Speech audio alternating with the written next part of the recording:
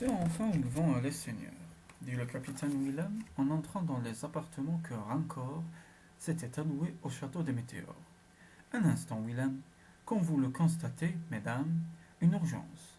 Clotilde, nous poursuivons cette conversation à propos de l'enseignement que vous recevez plus tard. Dame Carnel, accompagnez-la dans vos appartements. La nécromante qui s'était assise en face du régent pour l'entretien se leva aussitôt et s'enveloppant dans sa cape noire, se dirigea vers l'antichambre imitée par Clotilde. Mais la jeune fille fit mine de perdre un de ses souliers et se pencha pour relasser sa chaussure. Du coup, à demi cachée par le menton de la porte, elle entendit le message que Willem venait transmettre à son souverain. Il va se rendre sur le mont Nu. Un ancien apprenti de Lausanne a fini par parler. Ce ne fut guère facile, et l'homme s'est laissé broyer 2 pieds avant de se décider à parler. Clotilde étouffa un cri d'horreur avec sa main. Elle se plaqua contre le mur. Que vont-ils faire là-bas? Gronda encore. Hélas, Seigneur, le forgeron est mort avant d'en dire plus. Mais cela a un rapport avec l'épée, c'est certain. Clotilde, la dame noire venait de se rendre compte que sa prisonnière ne la suivait pas. En hâte, la fille de Messire Libro rejoignit sa geôlière, le mont nu. Comment allait-elle pouvoir aider son ami Lumina? Et surtout ce jeune écuyer auquel elle avait donné un baiser. Les deux forgerons cheminaient en tête. Fodor et Lumina suivaient. L'épée battait aux côtés de la princesse, à intervalles réguliers. Elle portait la main au pommeau, et à chaque contact, c'était comme si une force nouvelle coulait dans ses veines. Avec un tel symbole du pouvoir, elle se sentait plus que jamais prête à guerroyer pour reprendre son trône. Nous arrivons, cria soudain Lausanne. Regardez. À l'horizon se dressait la montagne la plus étonnante que Lumina ait jamais vue. Le mont Nu portait bien son nom. C'était comme le crâne d'un géant chauve posé sur la plaine à l'est des Météores. Seule au milieu d'une large prairie, au pied de Forlange, cette colline n'était couverte d'aucune végétation. Est-ce là une autre pierre venue de l'espace demanda Fodor. Nenni, répondit Tulka. Cela est une montagne de sel fossilisé. Des millénaires ont lentement décapé la terre autour. Le soleil a donné sa couleur ocre à la masse ronde. Voilà toute l'explication. Ce qui nous intéresse ici, c'est l'orage. Il va nous falloir attendre un éclair, le plus puissant qu'on puisse imaginer, pour qu'il frappe la lame de notre guerre sainte. Alors à ce prix seulement, elle acceptera son nom et entrera en communion avec la princesse. Ainsi en est-il de toutes les épées nobles.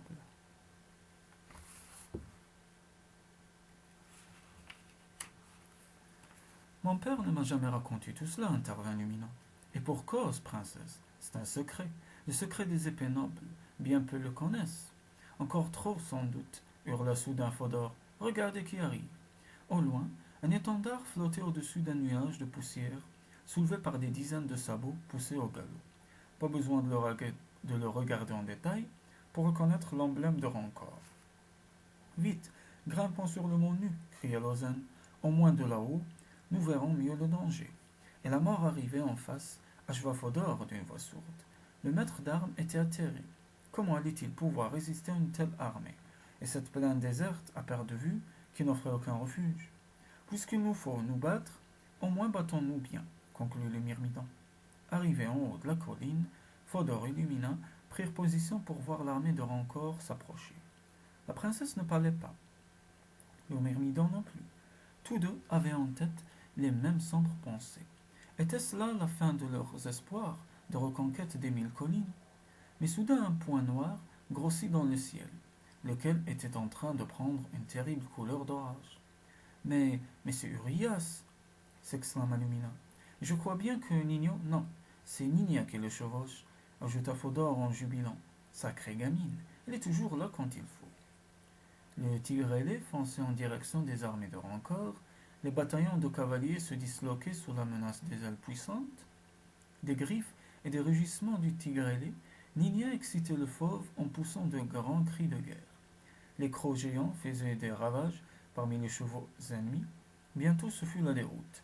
Se regroupant à l'écart, la cavalerie tentait vainement de remettre un peu d'ordre dans ses rangs lorsqu'une autre surprise de taille arriva. De plusieurs points de l'horizon arrivaient. Les Forlangiens, amenés par Libro, qui avait enfin profité du départ, des trois tyrans, Born, Willem et Rancor, pour ressaisir son peuple. Une troupe faite de briques et de broc, mais pleine de conviction et d'esprit de vengeance déferlée sur la plaine. Pris entre les taux de cette armée de révoltés et le coup de griffe d'Urias, la garde de Rancor était en pleine débâcle. Hurlant de rage et d'impuissance, le tyran s'écria: L'épée, je veux l'épée. Où est Lumina? Là-haut, répondit un homme en désignant le haut du mont nu. Poussant son cheval, Rancor se lança à l'assaut de la colline. Lumina vit le régent monter par le petit chemin qui les avait conduits au fait du mont nu. Laisse-le-moi, Fodor, implora-t-elle. Non, princesse, tu n'es pas encore assez forte pour cela, et ton épée n'est pas encore à tes ordres. Mais j'ai Urias, objecta la jeune fille. Avec lui, je vaincrai. Le tigre ailé, chevauché par Nina, s'approchait du sommet. Il se posa près de sa maîtresse. Nina en sauta lestement et se précipita vers Lumina. Fodor et le forgeron. Princesse, s'écria la petite métamorphe de là-haut. J'ai tout vu. Rancor arrive et les autres le suivent de peu. Je sais, Nina. Merci. Comment as-tu fait pour briser le sortilège de lien que j'avais noué autour d'Urias? Clotilde, elle est entrée en contact avec mon esprit alors que j'étais dans la forêt auprès d'Urias. Elle m'a ensuite aidé à le délivrer de loin grâce à ses pouvoirs de transmission de pensée. Elle a su détourner remarquablement les enseignements de la vieille sorcière, Carnel. Elle deviendra sans doute une magicienne blanche très forte. Rancor apparut soudain au détour du chemin, immédiatement suivi par Born et Willem. Lumina s'approcha aussitôt d'Urias et enfourcha le fabuleux animal. Elle tira son épée du fourreau où elle était rangée et la brandit fièrement. Rancor, viens-tu me rendre mon trône ou prendre mon épée pour légitimer le tien? À la vue de l'épée noble, le tyran blêmit de rage impuissante. Son cheval s'était immobilisé, terrifié par le tigre ailé. Le combat n'est pas loyal, Lumina. Ton monstre effraie nos chevaux. Loyal?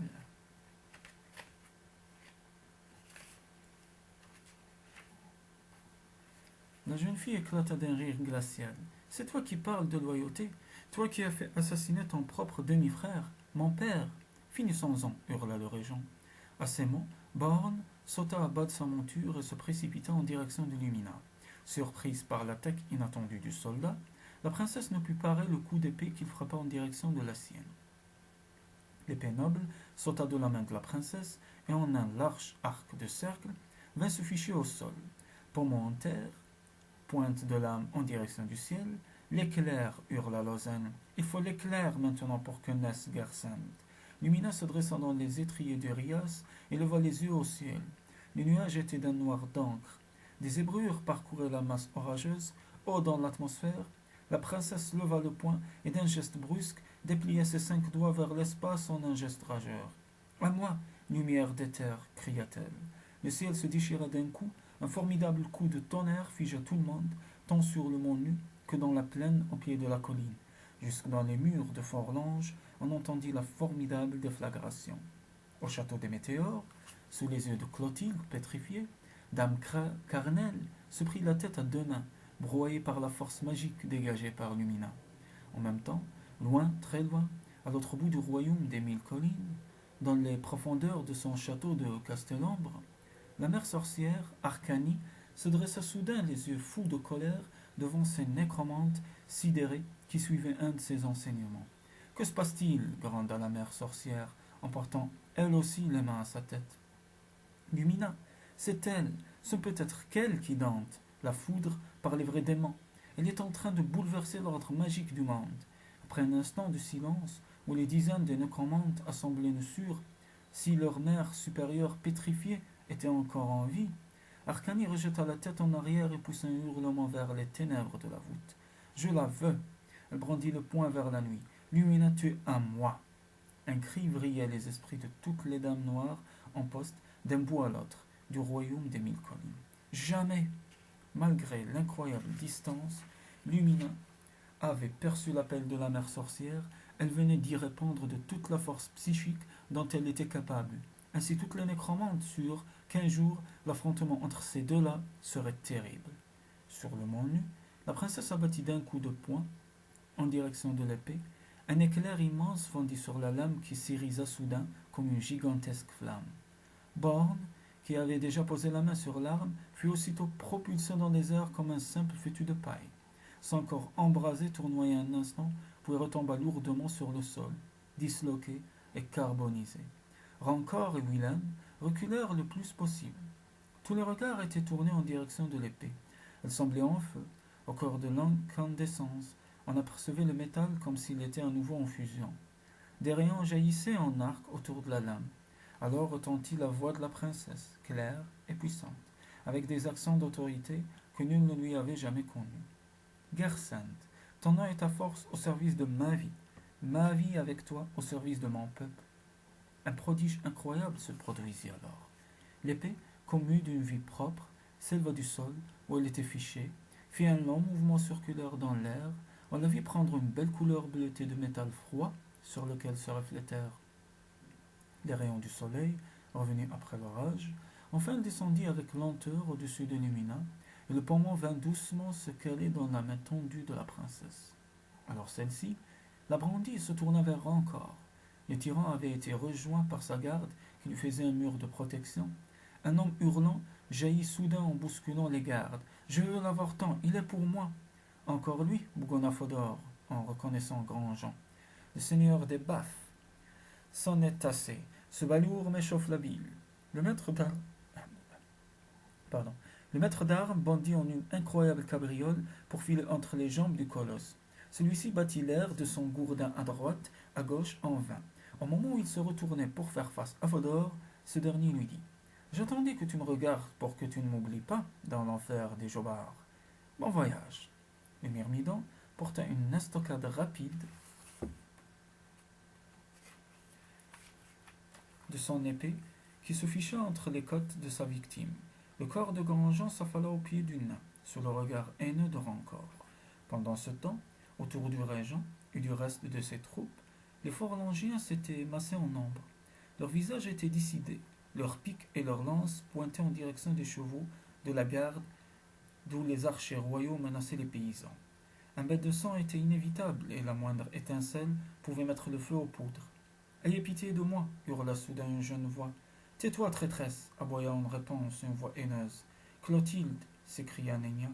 Un étrange équipage réunissant la Dame Noire et Clotilde sur le même cheval venait apparaître sur le mont nu. Clotilde était fermement maintenue par la nécromante qui tenait un couteau sous sa gorge. Lorsqu'elle eut balayé du regard toute l'assistance, la femme en noir appuya plus fortement le poignard contre la fine peau claire. Un filet rouge vint tacher le beau décolleté de Clotilde.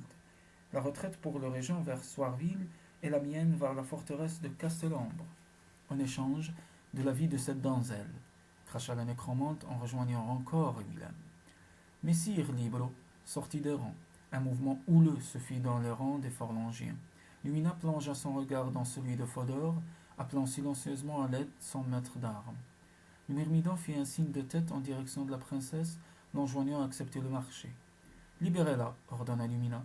Pas avant que ceux-ci ne reculent et jurent de ne pas nous poursuivre, tonna Willem. Libro fit un pas pour s'approcher de sa fille, mais une flèche vint se ficher entre ses pieds. Il s'immobilisa. C'est d'accord, finit par dire Lumina. Les Forlangiens, la rage au cœur, vinrent se ranger derrière leur seigneur et la princesse. Ils abaissèrent leurs armes. Les archers, en revanche, continuaient à bander leurs arcs. Dame Carnel jeta littéralement Clotilde au sol, où la jeune fille s'effondra. Nignès se précipita pour l'aider à se relever. Vous pouvez partir, dit alors Messire Libro, mais considérez désormais que Forlange n'est plus sous votre domination. Je me range aux côtés de ma souveraine légitime, la princesse Lumina. Willem cracha en direction des Forlangiens. Alors que la garde du régent allait faire marche arrière, Lumina éprena Urias pour le faire s'envoler de quelques mètres. Dominant Rancor, elle leva son épée et déclara: Vois Rancor, j'ai l'épée du pouvoir, l'épée de feu.